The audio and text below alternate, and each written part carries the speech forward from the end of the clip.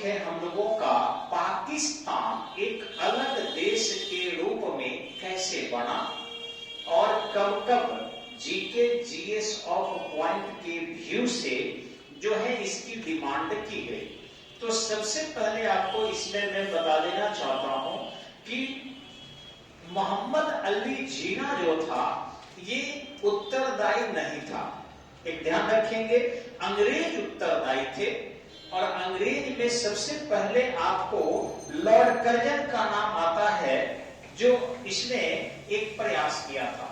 Lord Curzon जो है 1904 में बांग्लादेश के क्षेत्र में, यानी कि वर्तमान में कह सकते हैं पूर्वी क्षेत्र में, या कह सकते हैं कि ढाका क्षेत्र में, अपने भाषण के दौरान एक शब्द बोला था कि मेरी 2 पत्नियां हैं और निश्चित ही मुस्लिम पत्नी अधिक प्रिय है। यानी कांग्रेस में चूंकि आर्य सामाजिक प्रवेश कर चुके थे और बड़े पैमाने पर देश में राष्ट्रव्यापी आंदोलन चल रहा था, अंग्रेजों को लगा कि आंदोलन उग्र रूप धारण कर सकता है, तो क्यों नहीं इनके पैरेलल एक राजनीतिक संगठन का गठन कर लिया जाए। और उसने स्पष्ट किया कि मुस्लिम पत्नी मेरे लिए अधिक प्रिय है। इस प्रकार 1905 में वो किया क्या कि शिमला में सभी मुस्लिम अच्छे नेताओं को बुलाया और बुलाने के बाद वहां चर्चा किया कि आप लोग अपने हितों की मांग क्यों नहीं कर रहे हैं। अब अपने हितों की मांग यदि वो लोग शिमला में करने लगेंगे तो निश्चित ही कांग्रेस कमजोर होगी, क्योंकि कांग्रेस में तो पहले बहुत से मुस्लिम नेता थे। अब अलग से धर्म के आधार पर यदि कोई राजनीतिक दल बनता है तो आजादी की मांग जो उठ रही थी वो कमजोर पड़ेगी। इसी नियति से अंग्रेजों ने शिमला में मुस्लिम लोगों को कहा, और ध्यान रखेंगे 1906 में लीग की नींव डाल दी गई, यानी मुस्लिम लीग की नींव डाल दी गई। अब आप सोचिए कि सलीमुल्लाह खां और आगा खां जैसे नेता इस समय में प्रमुख थे, लेकिन 1913 में मोहम्मद अली जिन्ना इसमें प्रवेश किया। जैसे कांग्रेस की स्थापना के दौरान गांधी जी की कहीं कोई भूमिका नहीं थी, लेकिन जब कांग्रेस का तीसरा चरण शुरू हुआ तो गांधी जी मजबूत तरीके से उसमें प्रवेश कर गए। इसी ढंग से जिन्ना बाद में उसमें आता है और उसका एक बहुत ही प्रसिद्ध नेता, यूं कहे कि मुस्लिम लीग उसी के इशारे पर काम करने लगी। अब ध्यान देंगे, यहाँ पर एक मोहम्मद इकबाल थे जो बहुत प्रसिद्ध शायर थे। इस शायर ने 1930 में कहा था कि जो मुस्लिम बहुल इलाके हैं उनको कुछ न कुछ विशेषाधिकार दिया जाए। इससे बल मिला। एक रहमत अली नाम का व्यक्ति था, चौधरी रहमत अली। इसने 1933 में एक कैम्ब्रिज विश्वविद्यालय का छात्र था और 1933 में इन्होंने पाकिस्तान शब्द का उच्चारण किया। उसका अर्थ था कि प से, यानी इस पाकिस्तान के लिए वो पा से पंजाब की चर्चा वो करना चाह रहा था। ठीक इसी ढंग से आपको पाक हो गया, यानी पंजाब हो गया। ठीक इसी ढंग से क से जो है आपका जो सिंध के क्षेत्र था, अफगानिस्तान का थोड़ा सा मिला हुआ भाग उसको, और सतान से बलूचिस्तान, और इस ढंग से सिंध का क्षेत्र, इन सबको मिलाकर उसने पाकिस्तान शब्द का प्रयोग किया। लेकिन प्रयोग किया था वो कि पाकिस्तान हो जाए, यानी पंजाब हो जाए, कच्छ हो जाए, सिंध हो जाए, पंजाब, कच्छ और सिंध पाकिस्तान हो जाए। तो इस तरीके से उसकी डिमांड थी। उसका मुस्लिम बहुल इलाके से कोई लेना देना नहीं था।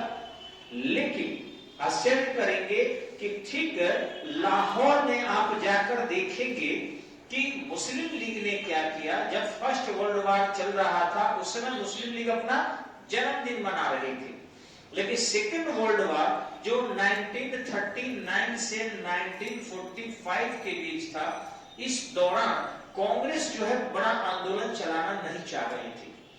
उसके सभी मंत्रिमंडल त्यागपत्र दे दिए थे।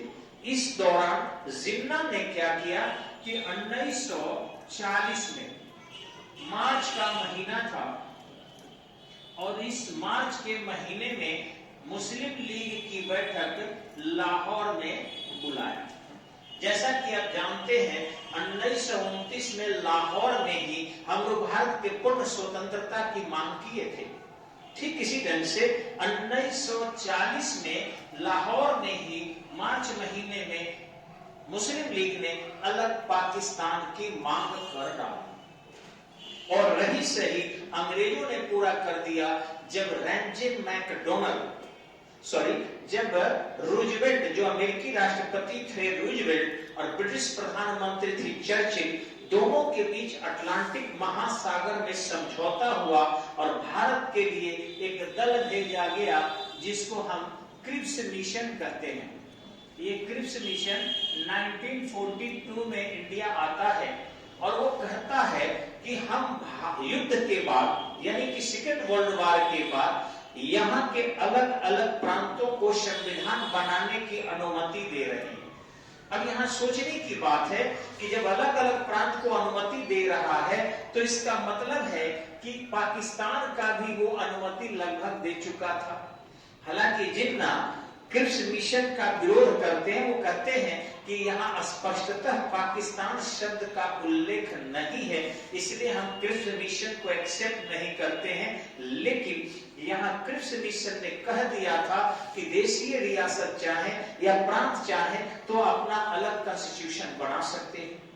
फिर जिन्ना ने जब 1942 में भारत छोड़ो आंदोलन चलाया गया तो वह अगले साल यानी कि 1943 में जिन्ना ने बांटो और राज करो की मांग किया। बांटो और राज करो,